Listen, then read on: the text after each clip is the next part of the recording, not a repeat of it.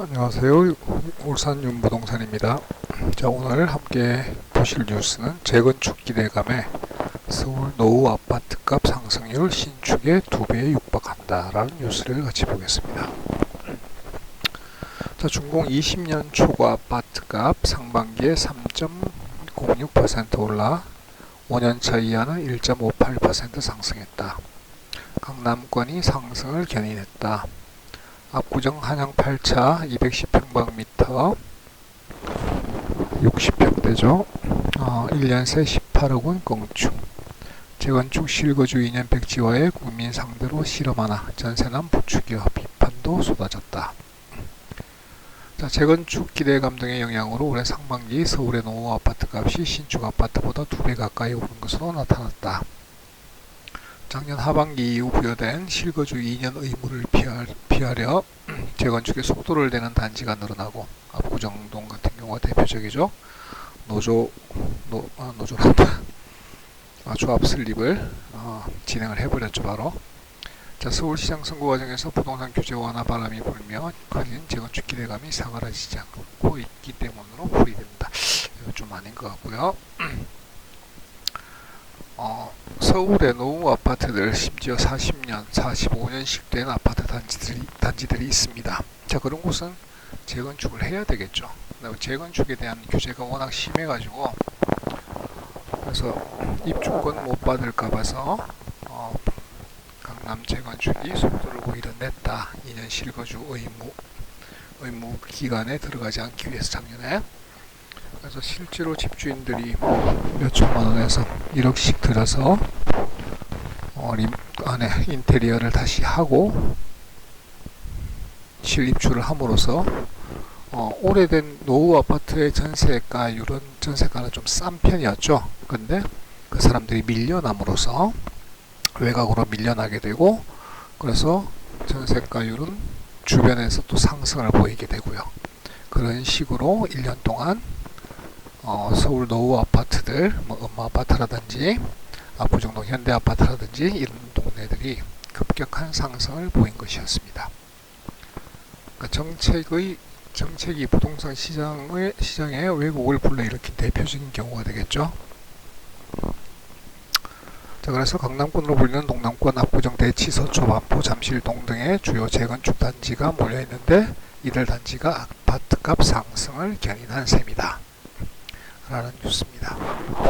자, 일반적으로는 신축 아파트값이 더 빨리 오르고 노후 아파트값은 느리게 오르는 것으로 여겨지지만 30년 차가 넘어가면서부터는 재건축에 대한 기대를 가지게 되기 때문에 사업 추진에 탄력이 받게 되면 당연히 가격이 긍중 뛰는 특성을 지니게 되겠습니다. 자, 지난해 상대적으로 가격 상승이 더뎠던 구축 아파트 값이 올해 호재를 만나 오르며 가격이 기맞추기 한 것으로 보인다. 자, 압구정 등 재건축 단지가 사업 추진에 속도를 내면서 분위기를 주도한 것도 한 원인이다. 뉴스에서 막 나왔잖아요. 80억 거래 뭐 이런 식으로. 그렇게 되니까 당연히 가격도 상승을 받게 되겠죠.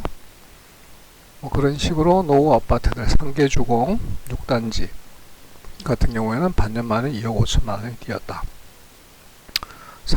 상계주공 같은 경우가 이제 90년대 지어진 아파트가 되니까요. 재건축에 들어갈 수 있는 요건을 갖추고 있죠. 그러니까 노원구에서도 34년을 맞은 상계동 상계주공 6단지 전용면적 58.01 평방미터가 9억 원의 신고가로 거래됐다. 뭐 이런 식입니다. 자, 그래서 2년 실거주 방침을 백지화함으로써 피해자는 누구냐? 집주인.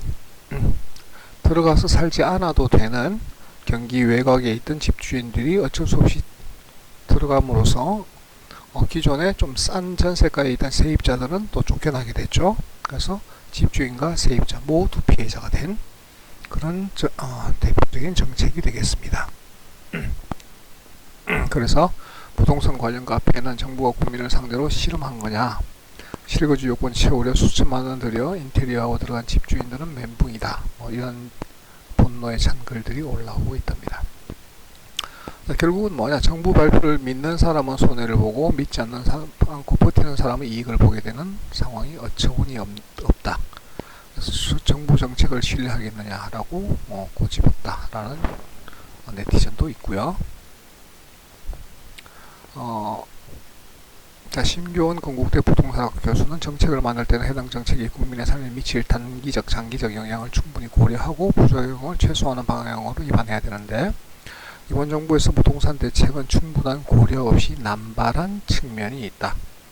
그렇죠. 4년 만에 26번의 대책들이 나왔으니까.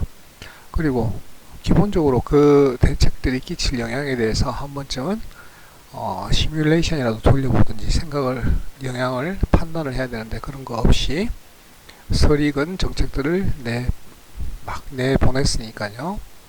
자, 그런 이유로 지금 현재 이 정부 들어서 최초로 이제 철회한 정책이 재건축 단지 2년 실거주 의무라는 규제를 처리를 했는데, 이것이 기점으로 해서 여러 가지 잘못된 것들이 하나씩 철회가 되어야 하지 않겠느냐라는 의견들이 팽배하게 퍼져나가고 있는 상황입니다. 자, 울산 같은 경우를 생각해 보시면, 자, 울산은 특히 중구에는 노후 아파트들이 꽤 많이 있습니다. 자, 그런데 울산 중구의 가장 큰 문제가 뭐냐면 공항과 5km 내에 인접해 있기 때문에 고도 제한에 걸려 있는 지역들이 많이 있습니다. 울산 중구청에서 고도 제한을 다소 완화시키기 위해서 여러 가지 방안을 연구하고 있다고는 알려져 있지만 당장 이루어지기는 힘들어 보입니다. 그래서 울산 중구에서 노후 아파트에 대한 투자를 하실 때는 용적률, 건폐율 등을 꼼꼼히 따지셔야 되고, 사업성이 있을 것인지 이런 것들을 살펴보시고 주택 구입을 판단해 보셔야 할 것 같습니다. 자, 오늘은 재건축 기대감에 서울 노후 아파트값 상승률이 신축의 2배다라는 뉴스를 봤습니다.